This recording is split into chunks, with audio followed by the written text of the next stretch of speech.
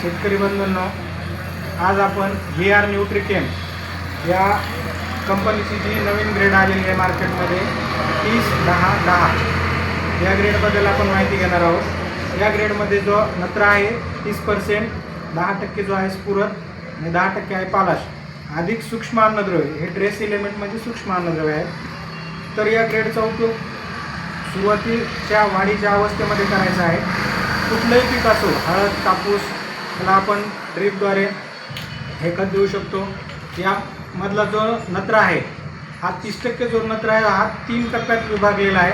म्हणजे 10% जो आहे अमाइड फॉर्ममध्ये आहे, 10% अमोनिकल फॉर्म आणि 10% जो आहे हा नायट्रेट फॉर्ममध्ये आहे।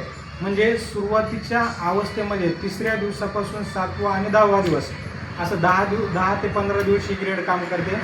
तर यामधला जो 10% नत्र आहे तर हा सुरुवातीच्या अमाइड फॉर्ममधला नत्र आहे, हा सुरुवातीला 3ऱ्या दिवशी लागू होतो। त्यानंतर तुमचा जो नायट्रेट फॉर्म आहे हा 7व्या दिवशी लागू होतो आणि अमोनिकल ग्रेड आहे, याचं नायट्रिफिकेशन व्हायला थोडा वेळ लागतो। ही 10 दिवसानंतर राहिलेला 10% नत्र आहे तो 10व्या दिवशी लागू होतो।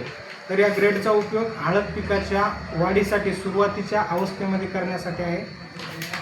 तर यामुळे काय होईल, पानामध्ये ग्रीनरी वगैरे येते, त्यानंतर वाढ चांगली होती, पानाची रुंदीसुद्धा आहे ना वाढते, कारण यामध्ये सूक्ष्म अन्नद्रव्य जे आहेत, तुमचं कुठलंही मायक्रोन्यूट्रिएंट यामध्ये द्यायची गरज पडत नाही। एकरी डोस हा याचा 2.5 किलो प्रति एकर आहे।